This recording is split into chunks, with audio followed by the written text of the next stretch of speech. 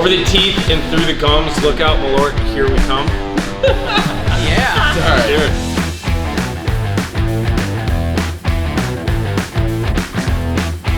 If you didn't get Dave's awkward intro there, we are at the CH Distillery in famous Pilsen neighborhood of Chicago, up and coming, with Tremaine, master distiller of the world famous Malort. He's gonna tell us how CH took over from Jepson's. He's gonna show us the entire operation, and we're just gonna pick his brain and do a ton of shots of Malort. Right, Dave? That's right. Yeah. All right. Cheers. Ooh. Danny. Still tastes like candy. Danny's crying. No, I was crying before. I ate something bad this morning. Totally unrelated. Boom, action, we're live, we're here in the Malort factory. We're gonna be doing a little look around, a little taste around, maybe a little shotski. I think we're gonna do some introductions. The place is a lot bigger than you would think it would be for like how local and homey Malort feels. But as they say, it's a national brand, it goes all over. You've heard about it. We're excited to show you guys around. Let's have some fun. This is awesome. I've never been in a place like this. It's a distillery. Look, these tanks are like a solid 50 feet high, I'd say. And this is where the world famous Malort's made. All right, so we're here with Tremaine Atkinson, master distiller here at CH Distillery.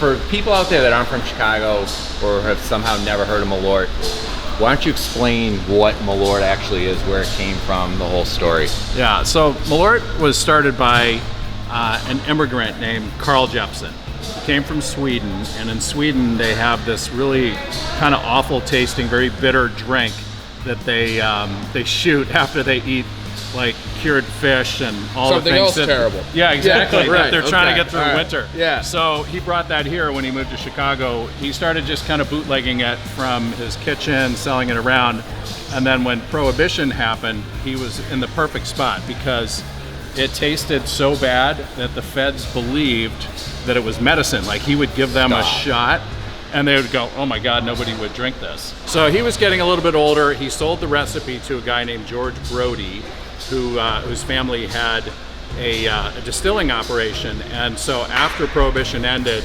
that's when it turned into like an official product. I was just friends with the guy who was the brand manager for Malort, and it was made in Florida. Eventually production moved to Florida, and I said we should bring it home, have CH make it. Yeah, that's ridiculous. Fuck Florida. Yeah. How did it end up down there? Well, the last distillery closed in Chicago in like the 80s. Yeah, it was so it had to go. right? It had to go somewhere. Yeah, exactly. The really wonderful lady who owned the company wanted to retire, so she ended up just saying, rather than making it, why don't you buy the company for me? Because she wanted it to like have good, a good Chicago home. Amazing. Yeah, these are our fermenters. So when we're in fermenting season, these will be full of rye and wheat that's fermenting into alcohol, which will ultimately get distilled. But where do you keep all that? In we've got grain silos outside, so the grain trucks can pull right in. So are you self-taught? Did you just dive into the deep end, or you got good people? I mean, both. Both. A lot of just learning by doing, and also like learning from really cool. That's awesome. How many employees do you have now? We're about 20 people altogether. Good operation. Well, what's amazing is that people market it for us. Just talking about Malort, getting tattoos. Yeah.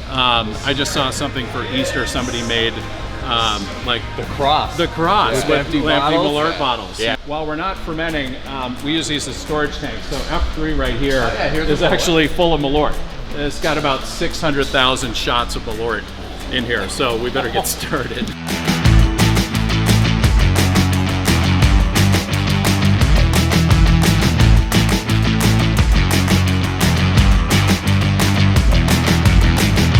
All the barrels taste a little bit different because they're handmade. They might live in a different part of the room with different humidity or temperature. What are these made out of? Like what wood? You use like a cherry tree? You could, Like a all peach different types of wood. The primary one is oak. Right, I knew These that. are these I are actually American did know oak. that, yeah. So these are mostly American oak. We do have some French cognac barrels, which are Porterson French oak, which is fancy. If you spend enough time like looking at a barrel, it's amazing. Like the wood, the way the wood bends, and like the way the fucking steels. And like this is like a wooden clog. All the innovation and technology human beings have developed. And you think how important drinking booze and drinking liquor is to us, and it's like, no, I don't fuck with the barrels. Yeah. With barrels, we got figured out. They're still handmade. Yeah. It's amazing. So this, for That's example, been going for 5 years now. yeah. So that was actually a batch of vodka that fermented a little bit too hot, and so it wasn't appropriate for vodka. So we just turned it into whiskey. I'm saying it's aged 3 months from Kentucky and Indiana distilleries. Am I on the right track there? You're about 4 years off, but yeah. Okay. Yeah, you got it. That's a heavy pour for a taste testing. Hey, it's Friday. It's Tuesday, but Friday works. They're going around. People saying I puked. Oh, this is excellent. That is very good. Pour me like. This one is Indiana. Very good Tennessee. Yeah. It's got a nice tail in the rye in it, so it's got a good.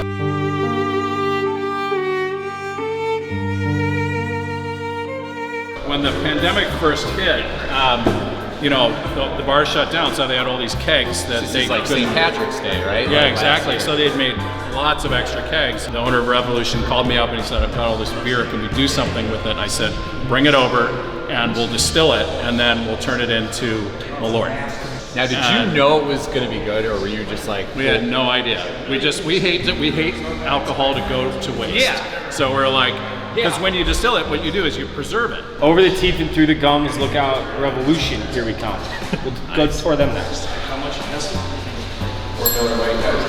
Interesting. Yeah, it's a good word for it. Interesting. I've never tasted anything like it. It was not what I was expecting. Because it's like beer and a shot all together.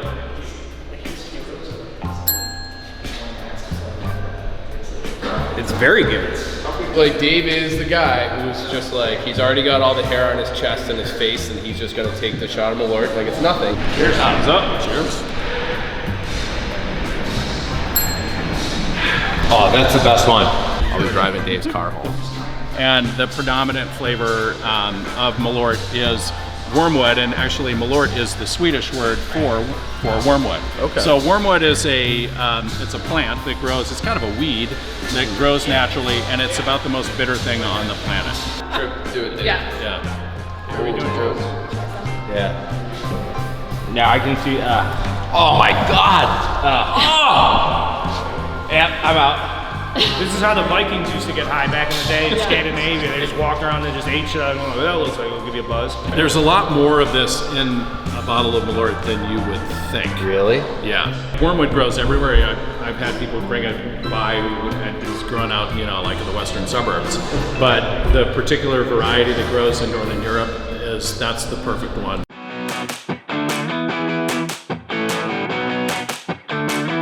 This machine will do 1,000 bottles an hour.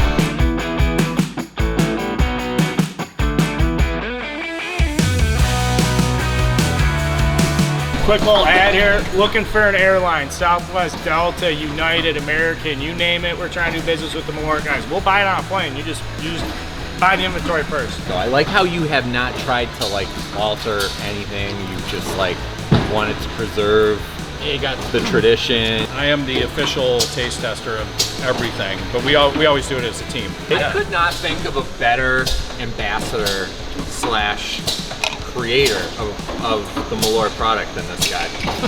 He's just like, I like to drink. It's in What his can blood. I say? I mean, be honest. How much booze do you drink a day? Like, do you get it? There's drinking, and then there's drinking for work. Yeah. And I don't count the drinking for work. I probably can drink more than the average human and, still remain standing. My big hesitancy in your position would be like, you always have to have a taste for it. You always have to have a sharp, you'd have to stay on, have a sharp taste for it. So like really you can't get a couple days away from it.